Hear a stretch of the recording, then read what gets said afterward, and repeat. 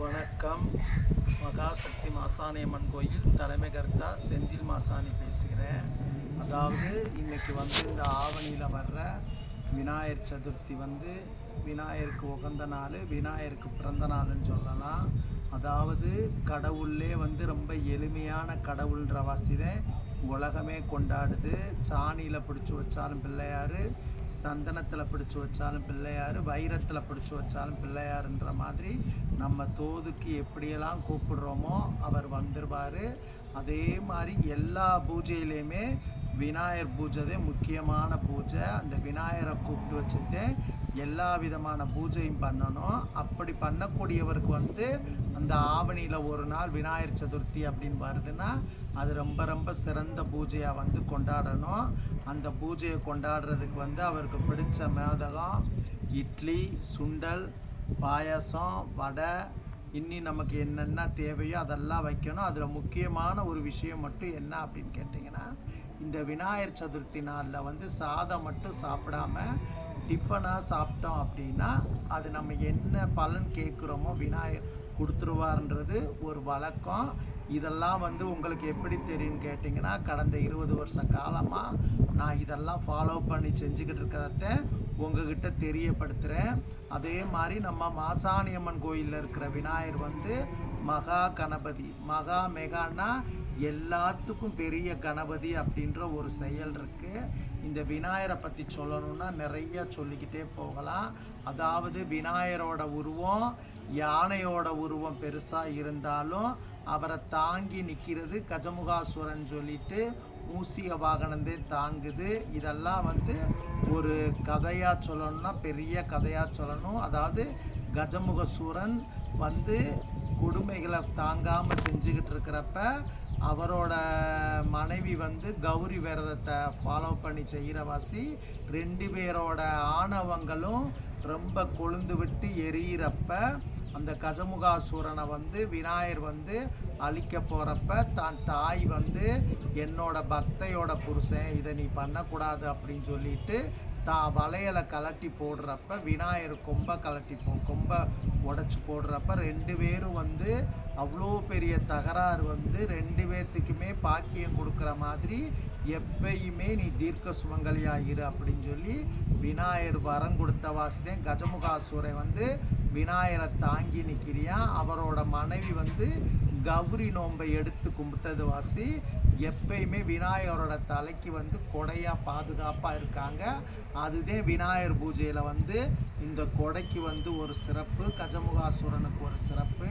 சரி, இதெல்லாம் ஒரு சிறப்பாக இருக்கிறப்ப நம்ம வாழ்க்கையில் நடந்த அதிசயத்தை சொல்லணுமே அப்படின்னா, நான் வாழ்ந்த வீட்டில் எல்லா சாமியுமே ஒரு அடிக்கிட்டே சாமி வச்சுருந்தோம். இதெல்லாம் மகாபலிபுரத்தில் செய்ய கொடுத்த விக்கிரகம். அப்போ விநாயகர் விக்கிரகத்தை போய் பார்க்கலான்னு போகிறப்ப விநாயகர் பூட்டியிருந்த ரூம் சாவியை காணோம் அப்படின்னு சொல்கிறப்ப சரி இன்னொரு தடவை பார்த்துக்கலான்ட்டு நான் கல்கத்தா போகிற ட்ரிப்பை நல்லபடியாக போயிட்டு பார்க்கலான்னு நினைக்கிறப்ப விநாயகர் இங்கே நம்ம ஊருக்கு கடந்து வந்துட்டார். பார்த்தா அவர் ஒரு ராஜ கணபதி மாதிரி பெரிய விநாயகராக கடந்து வந்துட்டார். இதை ஏன் சொல்கிறேன் அப்படின்னா, முதல் நாள் சாவி இருக்கிறப்பே அந்த விநாயகரை நான் பார்த்துருந்தா அவ்வளோதாண்டி விநாயகரை வாங்கியிருக்க மாட்டேன், ஒரு அடி சிலையாதே வாங்கியிருப்பேன். அவர் பெரிய கணபதியாக வரணுன்ற ஒரு அருளுக்கு ஒரு சின்ன நாடகம் நடத்திட்டார். அதுக்கப்புறம் பேப்பர் மாசு அட்டையில் செஞ்ச விநாயகரை பல வருடங்களாக வீட்டில் வச்சு கும்பிட்டுக்கிட்டே இருக்கிறப்ப அது எத்தனையோ இடர்பாட்டில் அந்த விநாயகர் நொறுக்கி செஞ்சு போகிற சூழ்நிலைக்கெல்லாம் இல்லாமல் காப்பாற்றப்பட்டப்போ ஒரு உறுதிமொழி சொன்னேன். என்னைக்கு இந்த வீடு கட்டி நல்லா நாங்கள் பண்ணுறோமோ உனைய பிரதிஷ்டை உச்சி கணபதியாக மேலே வைப்போம் அப்படின்னு சொன்னது மாதிரி அவர் நல்லபடியாக அந்த வீடை கட்ட வச்சு உச்சி கணபதியாக வீட்டில் வச்சுருக்கோம். இப்படி ஒவ்வொரு விஷயங்களும் விநாயகரோட இதில் நடந்திருக்கு. அதே மாதிரி நம்ம வீட்டில் இருக்கிற மாசாணியம்மன் படம் திருச்சி உச்சி பிள்ளையார் கோயிலில் வரைஞ்சி வாங்குறப்ப விநாயகரோட சன்னதியில் தான் அந்த மாசாணியம்மனோட முழு படம் வரைஞ்சி வாங்கிட்டு வந்தது. இப்படி ஒவ்வொரு விஷயமா சொல்லிக்கிட்டே போகணும். அப்புறம் இந்த விநாயகர் காப்பாற்றின ஒரு அடையாளம் இருக்குது. அதாவது பால கணபதின்ற ஒரு பஞ்சிலான கணபதியை அக்கா பையன் வந்து எனக்கு வாங்கிட்டு வந்து கிஃப்டாக கொடுத்தியான். கொடுக்குறப்ப வந்து வெள்ளிக்கிழமை 3 to 4:30 யமகண்ட நேரத்தில் கிளம்புறப்ப விநாயகரை வாங்கி கொடுத்துட்டியா, இவனுக்கு எந்த விதமான தோஷமும் இருக்காது அப்படின்னு சொன்னேன். ஒரு சொல்லுனால வந்து ஏன் இதெல்லாம் சொல்கிறேன்னா தெரிஞ்சுக்கிறணும் அப்படின்ட்டு. அப்போ போகிறப்ப அவனுக்கு ஒரு சின்ன ஆக்சிடெண்ட் நடந்து இப்போ நல்லா இருக்கியான். அந்த விநாயகரை கொடுத்துட்டு போன மறுநாள் நடந்துருச்சு.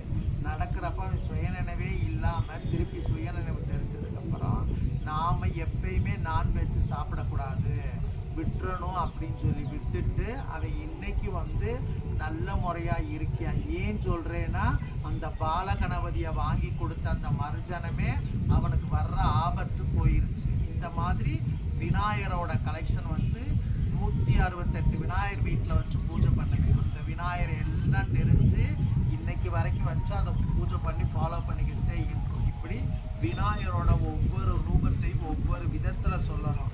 அதே மாதிரி வளர்பற சதுர்த்தியில் வந்து யாரெல்லாம் 9 மஞ்ச விநாயகர் 9 மாவு விநாயகர் வச்சு அவங்க பிரார்த்தனையை வேண்டிக்கிட்டு பண்ணுறாங்களோ அவங்களுக்கு கண்டிப்பாக இந்த கணநாதை வந்து கன நிமிஷத்தில் எல்லா விஷயத்தையும் நல்லதாக பண்ணுற ஒரு சிறப்பு இருக்குது. அப்புறம் சங்கடகரா சதுர்த்தி அன்னைக்கு சூர தேங்காய் உடைச்சிட்டு யாரெல்லாம் தேங்காய் விளக்கு போடுறாங்களோ அவங்கெல்லாம் சீரும் சிறப்புமாக இருக்காங்க. இதெல்லாம் வந்து கண்கண்ட உண்மையாக ஒவ்வொரு இதுவும் நடந்துக்கிட்டு இருக்கு. இன்னைக்கு வந்து நம்ம இந்த மகா கணபதியை வந்து வணங்குறோம். இந்த மகா கணபதி ஒரு சிறப்பு என்னன்னு கேட்டிங்கன்னா, பால் அபிஷேகம் பண்ணுறப்ப பால் பச்சை நிறமாக அதில் தோன்றது.